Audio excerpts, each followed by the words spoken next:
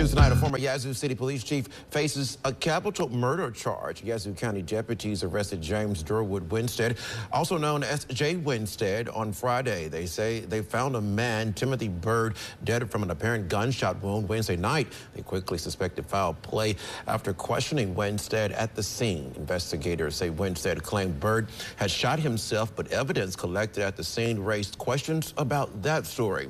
Now, he once led the Yazoo City Police Department, but resigned in 2022 after publicly clashing with the mayor. The Yazoo County Sheriff's Office says the investigation is ongoing and additional details may be released soon. New tonight, we've learned that JSO Sheriff TK Waters has asked the FBI to help investigate a jail incident that left an inmate in critical condition. I'm Ben Becker. I'm Tanika Hughes. Tonight, Charles Faggart, a local chef, is fighting for his life. His lawyer says he has, quote, catastrophic injuries. Action News Jack's Yona Gavino is live outside of the jail tonight. Yona, you talked to a civil rights lawyer who said that the sheriff calling on the FBI to help with this investigation is a smart move. Tanika, that's right. This lawyer actually says it is good because this way it dispels any concerns over possible lack of transparency on JSO's part.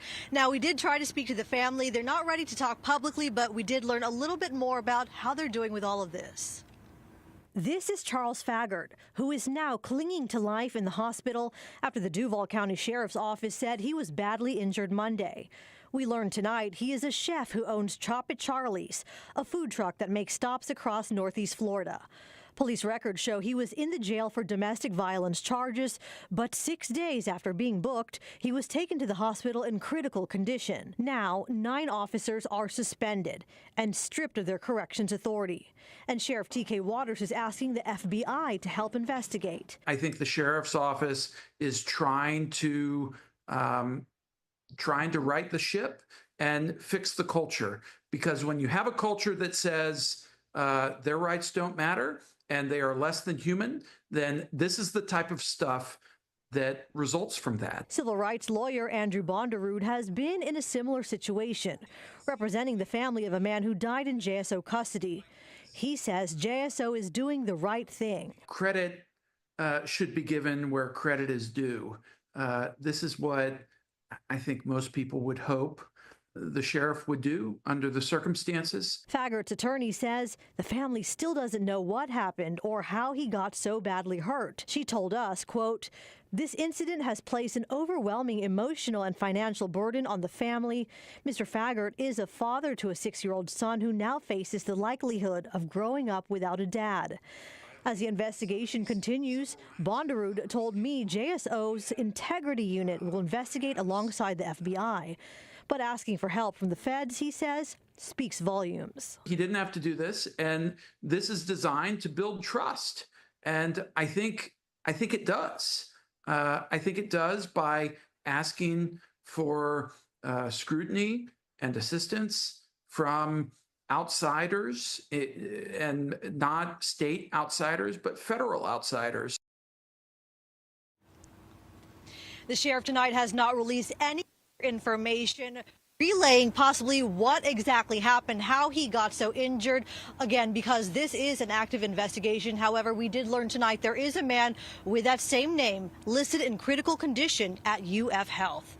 For local coverage you can count on outside JSO, Yona Gavino, Action News Jax. Good morning and welcome to the Bad Apple Report. It's 7:30 a.m. bright and early right here at home on the range. Thank you so much for being here, folks. I really appreciate it. We are going to start out in Pennsylvania with a story you actually don't hear every day here on the Bad Apple Report. It's about a Pennsylvania judge who has been convicted of shooting and wounding her ex-boyfriend as he slept. And she's facing 60 years in prison. Whoa! Harrisburg, Pennsylvania, a magistrate judge in Pennsylvania accused of shooting and wounding her ex-boyfriend in the head as he slept was convicted Wednesday of attempted homicide and aggravated assault charges. Wow. Sonia McKnight is her name. She was taken away in handcuffs after the trial judge had rejected the defense request that she be released. Well, yeah, duh. She faces up to 60 years in prison when she's sentenced on May 28th. We're going to be there for that. I mean, figuratively. The shooting occurred in February 2024 at the boyfriend's home. McKnight had lived there, but the man repeatedly asked her to leave when their relationship ended, authorities said. Whoa! Prosecutors argued at the trial that McKnight was jealous and that she, quote, didn't like that she has been asked to leave. Ooh, but her attorney said the ex-boyfriend couldn't identify the shooter. He was asleep. Then he got a bullet in the head. Anyway, so it says here the ex-boyfriend testified that he couldn't see after the shooting, but that McKnight was the only other person in the home at the time. That narrows it down. Okay, the jury, comprised of Delaware County residents who were bused to Harrisburg for the trial, deliberated for 2 hours before convicting McKnight on both counts she faced. That didn't take long. McKnight, an elected judge in Dauphin County since 2016, was suspended without pay in mid-November 2023 by the Court of Judicial Discipline, which handles misconduct allegations against judges. The Judicial Conduct Board, which investigates and charges misconduct cases against Pennsylvania judges, alleged in September filing that McKnight violated judicial probation from a previous misconduct case, and it centered on her actions regarding a 2020 traffic stop involving her son. She was acquitted of criminal charges in that matter. Okay, well, we won't tack any more time onto her 60 years in prison. Okay, so McKnight was not charged when she shot her estranged husband in 2019 after inviting him over to help her move furniture. Oh my goodness, prosecutors didn't charge her, citing self-defense. Okay, so that's, oh my goodness, that's a whole other, she shot her estranged husband in 2019. That's not her boyfriend, by the way. That's a different time, a different person that she shot. Wow. Okay, so she's going to jail. She's a bad apple. Thank you so much for being here, folks. Let's move on with the show. Well, imagine waking up this morning and finding out your town just does not anymore have police officers. Happened in a tiny local village. 19 News reporter Catherine Huntley live in Mahoning County with this story. Everyone just quit, Catherine. Yeah, last night, members of the Craig Beach Village Police Department handed in their resignations. And now people in this community are wondering what happens when they call 911. Craig Beach is a small village of around 1,000 people in Mahoning County. Their police force is made up of 7 part-time members covering 20 hours a week. At least it was until last night when 5 of them resigned. The other 2 are on active duty in the military. That means there aren't any officers at all for the foreseeable future. Just a lot of discord between us and council, not getting equipment that we need, not getting bills paid, just a real, hostile work environment. And it just got to a point where, enough is enough. Sergeant Renata Griffith says it all came to a head during Tuesday night's council meeting. And with the entire force gone, we asked the mayor what happens next. What is your message to the community moving forward? That they would get police coverage. That I would work to get them police coverage. So temporarily we have police coverage. The Mahoning County Sheriff's Office is picking up the slack in Craig Beach for the foreseeable future. The mayor tells us the council needs to decide if they will rehire those police positions or move forward with Mahoning County permanently. The people I spoke to had mixed feelings about the resignations, but bottom line, when they call for help, they just want someone to respond. I'm kind of disgusted with it because when we did have to call the police, they were never around anyways. I think that we should, figure out what the main issue is and get that issue resolved, get those officers back. Sergeant Griffith says that they and the other officers in Craig Beach here are willing to come back and serve, but they want to meet the members of the council at the table and figure out how to forge a path forward. We reached out to members of the council for this report, but did not hear back. Folks, we're banging through the headlines like we got to do.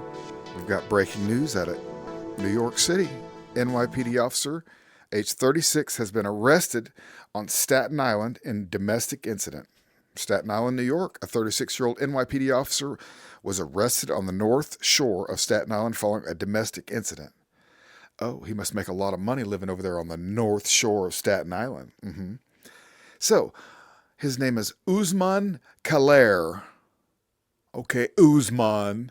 And he was taken into custody on Thursday at about 8:30 p.m.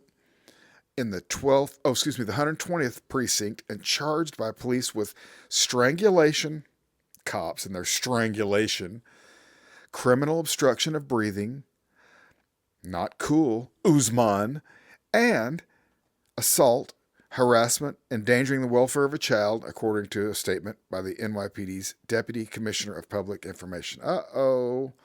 Usman, a victim previously known to the defendant, told police that a verbal dispute escalated when the defendant allegedly put his hands around her neck and pushed her into the closet wall, according to the source. With knowledge of the investigation, Usman Khaler, let go of the victim's neck and then allegedly kicked her in the shin, according to the source. Usman, you're a goofball. Okay, the victim suffered neck pain, difficulty breathing and swallowing, and also complained of pain in her leg, but didn't go to the hospital, the sources said. A police officer since 2022, Usman Khaler has served for over a year in the Brooklyn court section. Usman, you're a goofball. You made it on the Bad Apple Report, and we're real glad about that. Thank you so much for being here, folks. Let's move on with the show. It's not easy reporting on bad apples every day, but it's fun. And sometimes my pronunciation and enunciation of counties and towns is not so great. But today we're going to do a little better. Yesterday it was suspect. But this suspect is a bad cop. He's a sheriff's deputy from Dawson County in Georgia. Bureau of Investigation arrested a Dawson County Sheriff's deputy on charges of distribution of a Schedule II controlled substance and a violation of oath of a public officer. The GBI said it began investigation on Ethan Blake Tafir, age 34, of Dawsonville. They're in Dawson County. Dawsonville on March 25th following a report of potential misconduct by Tafir. During the investigation, GBI agents found evidence of Tafir providing a Schedule II drug to a person after his shift at the sheriff's office. Smoking a blunt out back, were you, Tafir? I ain't alleging. I'm just guessing. But Sheriff Jeff Johnson, he smelt it. No, he didn't smell it. I don't know. He said in a statement, though, that Tafir was placed on administrative leave after they received the report of misconduct on March 21st. After the internal review, DCSO requested the GBI to investigate, and termination proceedings began after Tafir turned himself into the Dawson County Detention Center on April 11th. And it says here, we understand that news like this affects public trust. And that's a true statement. We'll move on with the show. Thank you so much for being here, folks. I really do appreciate it. This document outlines the 15 felony charges against Blankenship. 9 of them include lewd acts with a child, and they span from 2004 all the way up to last month. And they're from El Dorado, Sacramento, and Solano counties. In the courtroom, Blankenship's demeanor remained calm, but also very serious, despite learning of the 15 charges against him. Counts 1 through 6 involve an adult listed as J-Doe 1. Some of those allegations include sodomy by force, forcible oral copulation, sexual penetration of an unconscious person, and rape. Counts 7 through 15 involve a child listed as J-Doe 2. Those allegations include multiple lewd acts described as touching that child's private parts over their clothes. Count 13 specifies at least one of these incidents happened at an aunt's house. The complaint also says on all 15 counts, Blankenship took advantage of a position of trust as a husband and a family member. As the attorneys discussed the possibility for bond during arraignment, we learned these sexual allegations came about following Blankenship's refusal to agree to a divorce settlement. The prosecution argued the seriousness of these charges, fear from the alleged victims listed, and the evidence that will eventually come out in court. The judge ruled no bond for this case, and Blankenship is expected back in court on the 21st. And according to Sacramento City Fire, Blankenship has been put on leave, and they also plan to do an internal investigation. Here in El Dorado County, Danica Hill, KCRA 3 News. The El Dorado County Sheriff's Office arrested Blankenship at the Sacramento Fire Station 12 on Wednesday. Okay, you guys, I wanted to leave you with this letters to the editor style comment that an awesome viewer left. And for the cops that watch this, now you know why most of us love to watch bad apples get in big trouble. Because cops are jerks in general. It says here, hello, humble host. That's me. I was walking my dog to my community mailboxes in a private cul-de-sac at midnight, something I've been doing for close to 5 years. As I walked on the left side of the easement, I eventually had to cross my cul-de-sac to the other side of the street to get to the mailboxes. My 2 little dogs know the routine, and I always bring a flashlight just in case I have to make somebody aware who may be driving down the street, which is seldom. I saw a vehicle pass me and never thought about it as I approached the mailbox on the opposite side of the street with my dogs. I saw a police officer come back down my street, and I simply rose my hand in the air with my mail thinking, that's pretty cool. Cop cruising in the neighborhood at this hour. Got no problem with that. I raised my hand with a little gratitude. So now I'm on the same side of the road, headed back for my 3-minute walk to my house, and I saw the police officer make a left onto the same neighborhood private street, turn around and poke his front end of the cruiser out, spying on me. You know how they do, guys. Okay. Says I took my flashlight and shined it on them. He got seriously butthurt on that. As I was about 2 houses away from home, he parked his cruiser and told me to stop, but in a little bit of an attitude, and I said, what do you want? Knowing he was just going to jack me up for the flashlight action. As he approached me, he said he had a suspicious person call, described everything I was wearing. After that, I said, yeah, right, and asked if he had his body camera on, and he said yes, and I asked what was the report number that he had for the call, and he said he had none. Okay, and as the puny little officer approached me, that's great, I asked if he suspected me of committing some kind of a crime. Okay. Uh-oh.